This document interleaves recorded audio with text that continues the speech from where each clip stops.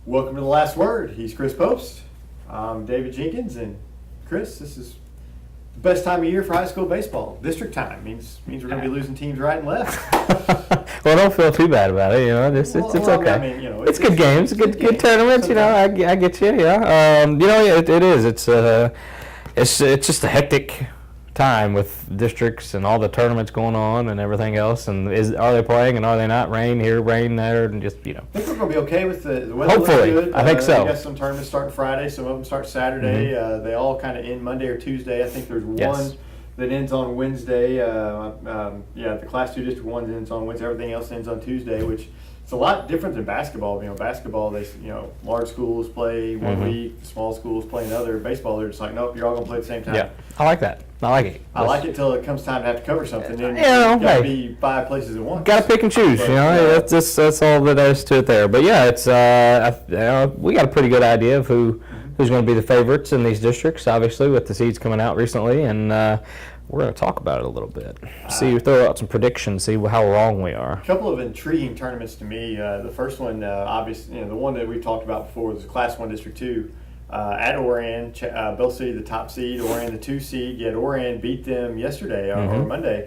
Orion beat them 3-2. Kind of a district preview, and so now you come in, a week later. Probably, I can't see Bell City Orion not being in that championship. I think both teams roll into the finals. I think Bell City still is the favorites because they've been there before. You got it when push comes to shove and you have a pressure situation like that. I always tend to go to the players who've been there before, and guys like Cole Nichols, they have, and they can get their team over the top. Absolutely, barring any huge upsets, monumental upsets, really, I'd see Orion and Bell City in that final, and I think they're going to battle it out to the end. And I'm with you, and I've always been an experienced type guy, and. Hey, you don't get much better experience than 2 Class 1 state championships, and a lot of these guys have done that and have that experience in pitching in big games, and this is no different. And same thing happened last year. Orion beat them in the regular season, turned around, lost them in the district tournament. So, I don't think Bell City's sweating this one too much. That recent loss, obviously, it can have some kind of effect, maybe for Orion's side, just giving that confidence, but didn't quite go their way last year. But who knows? I think really. This is a toss-up. I mean, it really is because Orion has looked good. I have not had the chance to see Bell City this year in person, but Orion they have a tendency. They have a chance to just kind of turn it on and beat anybody. I mean, they look really good against Sykeston. They look decent against Portersville. The games that I saw. So to me, it's just really a toss-up. But I'm going with that big game experience in Bell City. Both teams have played pretty tough schedules. I mean, they've got, for a Class 1 school, right, for sure. Class 1 school, they've kind of played some bigger schools to try to get them ready for these the tournament games. And we'll talk later on about other team schedules that maybe aren't so tough that may hurt them. I think playing a tough schedule here for Bell City and Orion will help them. And I think I think Bell City wins it, but it's close. I think Orion is. Like I said, they're very good, very talented. I think they're much improved from last year. Bell City may not be quite as good as they were last year, but they still have those experienced key players that they need, and I'm just going to give them the nod there. If they win, they would play probably Cooter. Cooter's a top seed in Class 1 District 1, just a 4-team district there. Gideon is the 2 seed, Clarkton Southland 3-4. Gideon with Risco. With one Risco player. With Risco, yes. But, I think it's Nathan Burnett who's their one Risco player. But, Gideon played them close to start the season. It was 3-2. But, Cooter, they're another team that plays a really tough schedule to get them ready. I would be shocked if Cooter doesn't come out of there to play the winner of the Bell City Orion. I'm with you, and I think the winner of Orion Bell City goes on. Goes on. I do. I just think they're tough. I have no idea what's ahead of them after maybe a potential Cooter matchup. I have no idea, but I just know they're kind of players, and I know that routinely our team in Class 1 can usually go far. Southeast Missouri baseball has lately, the last 4 or 5 years, teams, if you win your districts, come out of here, that you usually make it to that Final Four, and that's just a testament to the baseball that's been played in Southeast Missouri, and Class 1 is no different. Bell City with the last 2 state championships. So yeah, I mean, you look at, we all think basketball are strong there, but man, baseball is I think the strongest as far as having a state presence. Because just look at last year, you had Bell City, Scott City, Notre Dame. I think went kind of quarterfinals, I believe. I Yeah, think they well, lost the maybe quarterfinals, but I mean, it was just one of those. It just is. We just seem to have a strong postseason presence, and that's hey, I'll take it any way we can get it around here. But anyway, another I think maybe it's a little interesting. I think just maybe the two top teams. In Class 3 District 1, I think this is kind of interesting to just me. You got Portersville as the top seed. You got Scott City as the 2. Carruthersville at the 3, which is kind of a, They're that's kind of a sleeper. That's a team you kind of have to look out for. I know Scott City, if things go right, Scott City will find them in the semifinals. So, and it's kind of like, hey, Scott City's, again, I know they lost some players from last year, some key players from last year, but they still have Cox, Thong, they've got they some still players. have some experience left. Now Portersville, I've seen them a few times, and they can be hit and miss. They're one game they're looking great, and then the next they're just not. But they're very young, and they rely on a lot of their youth to kind of get them through games, and I think that might hurt them in the end against a team like Scott City who's been there before. But in the final, I'm taking the Rams over Portersville. I've got Scott City too, but Portersville, they're just young enough for it may not to matter. It could. They may be young enough that they're not feeling any pressure. Yeah. They can just come and they don't realize they're supposed to be nervous in a situation like that. Scott City again, they're battle tested. A lot of their players are back from last year. They're some of their key players. So I'm like you. I'm going to take Scott City. Although Portersville beat them 13-1 earlier in the year. They Portersville did. Just hammered They them. hammered them. But you never know pitching situations. Yeah. That's a tournament That situation. was a Malden tournament. You're playing 4 games in 2 days. So you never know that. But Scott City's got a tough road. I mean, they're going to have to throw everything out just to get there because they're going to have Carruthersville probably in that semifinal or in that semifinal. Portersville's going to have East Prairie or Kelly who are not they're no slouches. I'm thinking it's Kelly because Kelly has been a team that's kind of surprised a few teams. They got a few surprise wins this year, and if they're not careful, Kelly might slip it. I mean, they made it last year, and they have a lot of guys. Kelly's not a slouch. They're not, and neither is East Prairie. East Prairie's a pretty good team too. Yeah. I mean, it's a pretty good tournament. It's deep. So Portersville's going to have to work just to get to the championship too. But I'm like you. I think Scott City. Again, I'm going to take the teams that have the experience and have the Final Four experience. They've been there. They've done that, and they know how to reach down a little bit extra and find a little bit extra when they need it. A little bit too of a toss-up, but just that experience and those upperclassmen just kind of give the edge to Scott City. The winner of that district will play the winner of Class 3 District 2. That's going to be at Malden. East Carter's the top seed there. Twin Rivers and Greenville, two other teams. Ozark Foothills Conference. Basically, this one, Malden kind of sneaks in there at the 4 seed, but. I think it's going to come down between East Carter and the winner of Twin Rivers and Greenville. I know there was some issues with the Twin Rivers Greenville stuff a few weeks ago, a cancellation that kind of had some social media stuff. Yeah. All that's wrong with the world is social media, just to say that. But it really was much ado about nothing. But so that'll be an interesting semifinal game, I'm guessing. And the winner gets East Carter. And East Carter's probably sitting in the catbird seat, not having to play one of those two teams till the championship. Yeah, wouldn't look past Malden in that one. Obviously, I think Malden would get East Carter in that semifinal, if I'm not mistaken. Mm-hmm. Malden has Clearwater. In the first round. If they get past that round, Malden, they've kind of been a team that's kind of hung around and been able to kind of make some noise in the postseason. But after seeing East Carter on Tuesday. They had some good arms. I liked what they see. I think just the bats of Sykeston was just a little too much for them. They need to catch the ball. Catch the ball. Had a few errors. Catch the ball. I don't know if it's just playing at Sykeston. Some of the better, smaller teams that come into Sykeston to play, they just seem to have those games. I don't get it. And maybe it's just the bigger stadium. Maybe it's the playing. I don't know, but it kind of happens to them sometimes. So I'm just gonna chalk it up to that. Yeah, one game you can't judge a team on, but they didn't catch the ball real well. You're gonna need to do that in districts. But they definitely look like they have some players that are there. I'm gonna take East Carter. The Greenville Twin Rivers game though is the most intriguing after the little just because of the animosity between them. Apparently, there's a little bit of touchiness between the two. But I wouldn't mind to just sit in the crowd for that one. Fly on the wall in that situation. Yeah. That's a good one. Another good district. We mentioned Sykeston. Class 4 District 1. That's That looks like a Sykeston Notre Dame championship game. It's got it written all over the wall, doesn't it? Sykeston, I think their last district title was 2007. Been a while. Notre Dame, yearly. Yeah. You got some teams in there. Perryville, Kennett, Dexter. I think their last district title was 1998. It's been a while for them. New Madrid, who's kind of dominated Class 3. Now they're in Class 4, District 1. But I don't get that at all. But it's Notre Dame and Sykeston, and this is where I think a schedule may kind of play into it a little bit. Notre Dame's played a really pretty tough schedule. Sykeston, not so much. I'm going to take Notre Dame at Notre Dame in a championship game. I think I'm going to take Notre Dame.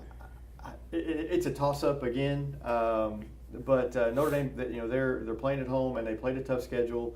And Sykeston, I think, is going to have to give everything they can to get out of it. I actually think, even being the top seed, they have a tougher semifinal game because they're probably going to get Kennett, and Kennett can beat anybody in this district.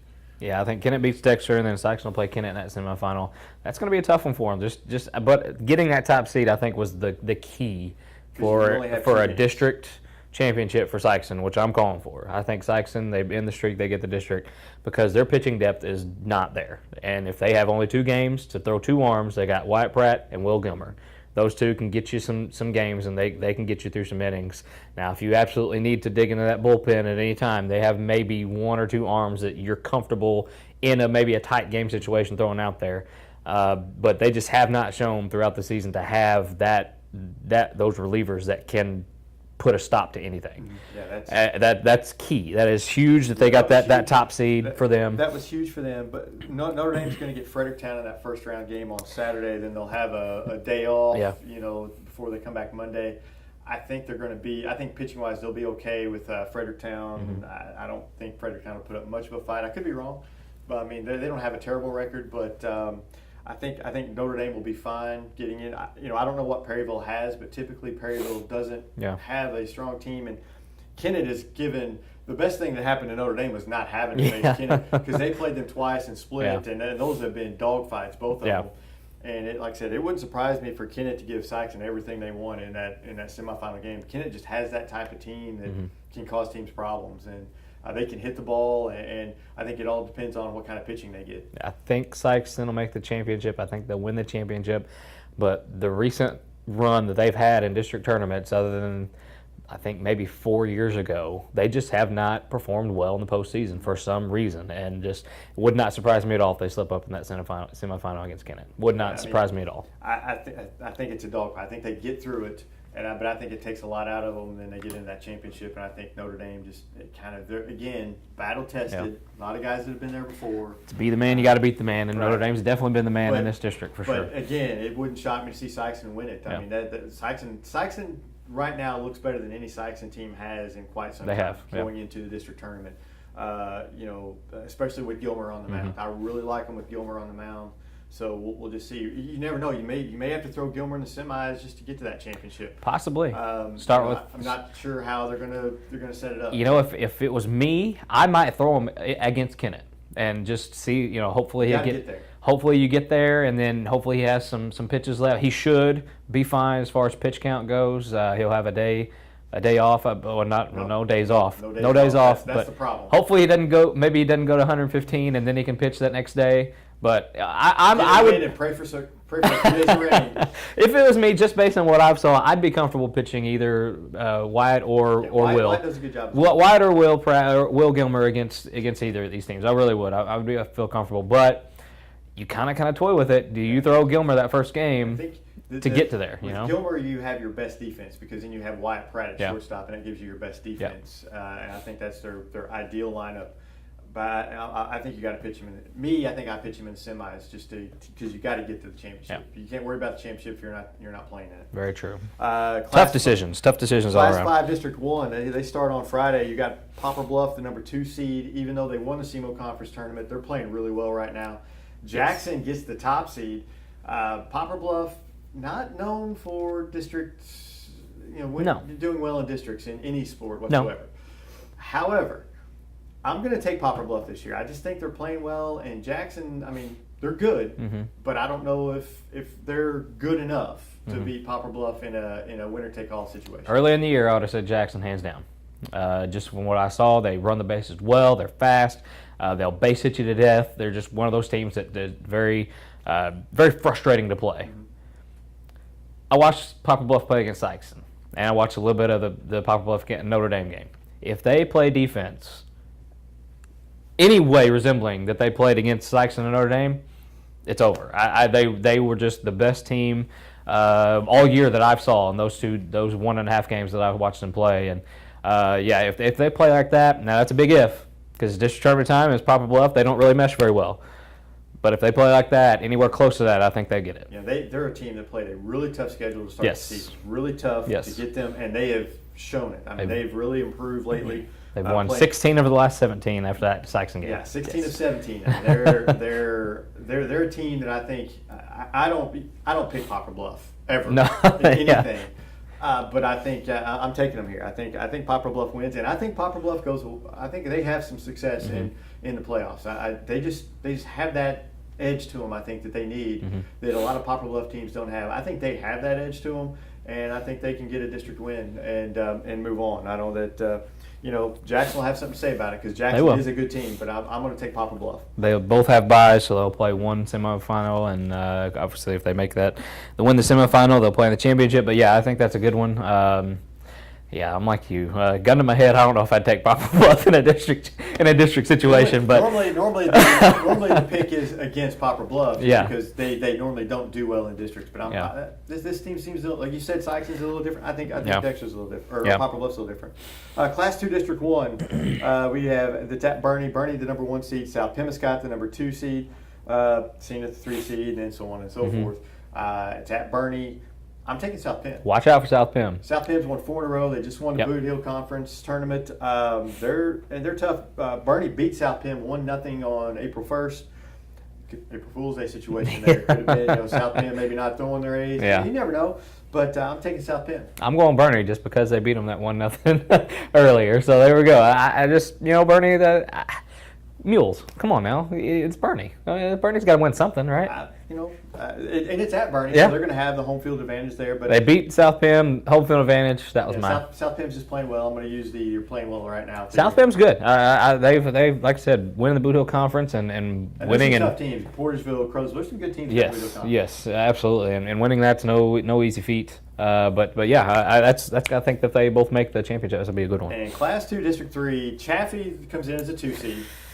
Unfortunately, in their district is a team called Valley Catholic, and it's not only are they the top seed and have won I don't know how many state titles and district titles in a row, but it's at Valley Catholic. Yeah. So not only do you have to travel an hour and a half to get there, but you have to get to play a team that's you talk about battle tested. They're all battle tested. Yeah, the place where Southeast Missouri dreams go to die is Valley Catholic. I got Valley over Chaffee in this one. Chaffee they seem to always hit some kind of roadblock, even though they're I think one of the better teams around. They seem to hit one of those teams that's just rolling and having a good season. But I think this is another one of those Valley's Valley, and they're always going to be Valley Jinx. So there you go. Eventually, somebody's going to beat Valley and move on. Somebody's going to. You hope it's Chaffee for our sake, for our area's sake. At some point, it's going to be Chaffee, and it could be this year. Yeah. I hope it is this year. But my money's. If gun to my head, I'll take Valley. Valley already beat them 9-4 earlier in the year, and on a neutral field, and I'm going to say Valley just continues their dominance of the district. But come on, Chaffee, come on, let's get you one. You could do it, but I don't think you're going to do it. I start saying I'm rooting for Chaffee. I want them to get it done. I do too. Somebody to beat Valley. I do too. It's no fun when the same team wins over and over and over and over. It is if you're Valley. Unless you're Valley. Yeah. Unless you're that team. Yeah. So, anyway, I think I think there's not really any clear cut, really, and that's great. That I think we have kind of nailed down maybe who will make the championship. I think that's pretty much might be set in stone. A couple upsets may happen, but really a lot of these districts are up in the air, and that's what makes it fun. A coin flip. You look at most of these. Just a coin flip, and. Which is what you want to see. You want to see good games, especially when you get those district championship games. I think we're going to see some, and it's going to be a fun week. First part of next week is going to be a busy week for baseball fans. But hopefully you guys get out there. Weather's supposed to be nice for a change. get some Hopefully. get some weather in Thursday. No schedule changes, no moving around, no nothing like that. Let's keep it the way it's supposed to be. All right. Yeah, we're tired of the schedule changes. Yes. So we'll see you guys next time on The Last Word.